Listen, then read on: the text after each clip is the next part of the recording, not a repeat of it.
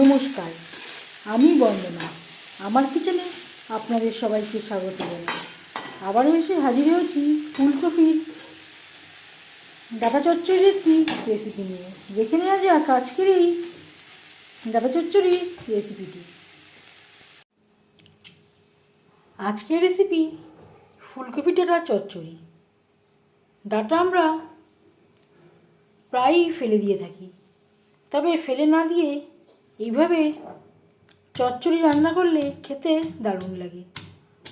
এখানে আমি ডাঁটা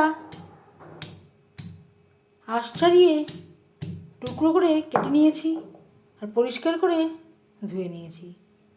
এইভাবে একটু ডাঁটা আমি থেতো করে নেব, তাহলে আর সেদ্ধ হতে সময় লাগবে না। ডাঁটার ভেতরে তেল মশলা ভালো করে ঢুকে যাবে, খেতেও বেশ ভালোই লাগবে। ডাঁটা আমি থেতো করে নিয়েছি। আর লাগছে একটা কাঁচকলা, একটা পেঁপের 4 ভাগের 1 ভাগ, যেটা আমি লম্বা করে কেটে নিয়েছি। আর নিয়েছি একটা বেগুন আমি ডুমো করে কেটে নিয়েছি। আমি আর আলু ব্যবহার করছি না, আপনারা চাইলে পরিমাণ মতো আলুও অ্যাড করতে পারেন।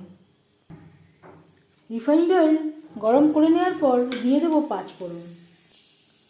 5 ফোড়ন ভেজে নেওয়ার পর দিয়ে দেবো পেঁপে, কাঁচকলা।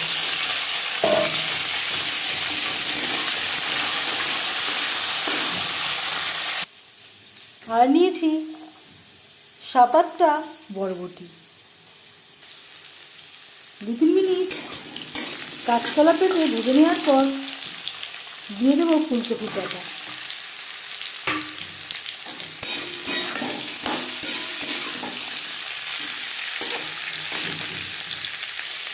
আর দিয়ে দেবো বরবটি।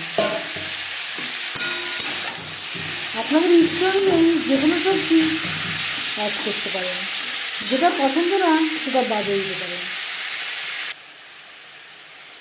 আর লাগছে পরিমাণ মতো হলুদের গুঁড়ো, স্বাদ মতো লবণ।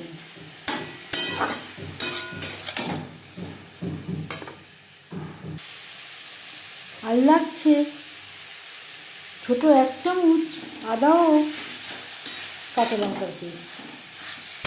এখানে সামান্য পরিমাণে আদা রয়েছে। যতটা পরিমাণে আদা রয়েছে তার দ্বিগুণ রয়েছে কাঁচা লঙ্কা। আপনারা চাইলে আদা ছাড়াও তৈরি করতে পারেন।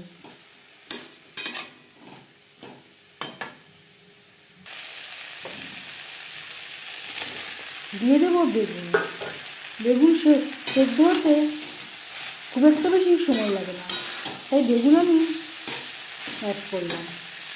পরে অ্যাড করলাম।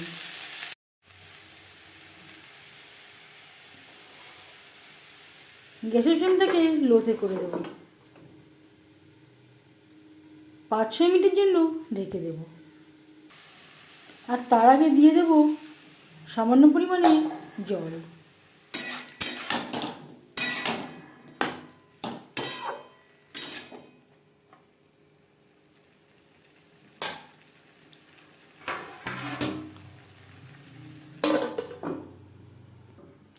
চচ্চড়ির জন্য একটা মশলা আমি তৈরি করে নেব। এখানে নিয়েছি 2 মুঠো চিনেবাদাম। এবার এতে অ্যাড করব 1 চামচ কালো সর্ষে। এর পরিবর্তে আপনারা কাজু, পোস্তও অ্যাড করতে পারেন। যেহেতু কম খরচে আমি তৈরি করব, তাই আমি চিনেবাদাম ব্যবহার করছি। চিনেবাদাম আমি ড্রাই রোস্ট করে নিয়েছি আর খোসা উঠিয়ে নিয়েছি। এতে এবার অ্যাড করব দুধ। যদি আপনারা পোস্ত বা কাজু দিয়ে তৈরি করেন, সেক্ষেত্রে দুধ অ্যাড করবার প্রয়োজন হবে না।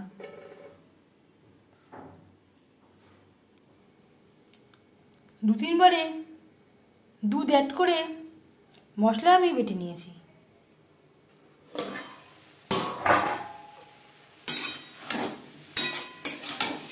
সবজি প্রায় সেদ্ধ হয়ে এসছে। এর মাঝে আমি 1-2 বার নাড়াচাড়া করে দিয়েছি। দিয়ে দেব সর্ষে চিনেবাদাম ও দুধ, যেটা আমি একসাথে বেটে নিয়েছি। হাই টু মিডিয়াম ফ্লেমে আরও 3-4 মিনিট রান্না করব।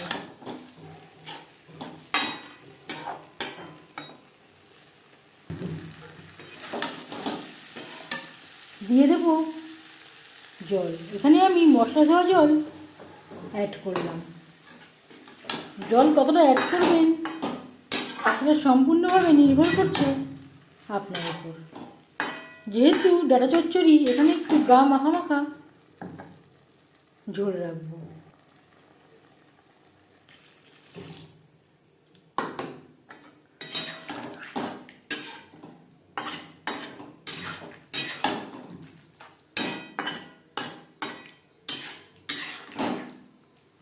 সবজি প্রায়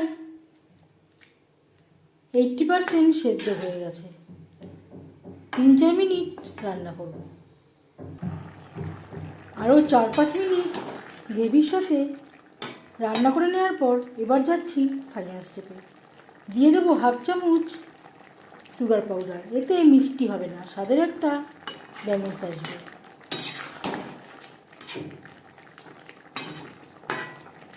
আপনারা চাইলে চিনির পরিমাণটা কম বা বেশি করতে পারেন।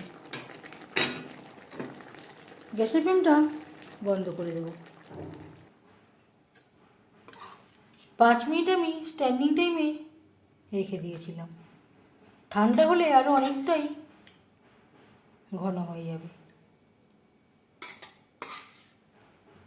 নিরামিষ ডাটা চচ্চড়ি রেসিপিটি কেমন লাগলো অবশ্যই জানাবেন কমেন্টের মাধ্যমে। যদি রেসিপিটি ভালো লেগে থাকে লাইক করবেন, শেয়ার করবেন, সাবস্ক্রাইব করবেন আমার চ্যানেলটিকে, বেল আইকনটা প্রেস করে দেবেন। যখন আমি নতুন ভিডিও আপলোড করব তার নোটিফিকেশান সবার আগে আপনার কাছে পৌঁছে যাবে। আপনারা সবাই অনেক অনেক ভালো থাকবেন। এই ভিডিওটি দেখার জন্য ধন্যবাদ।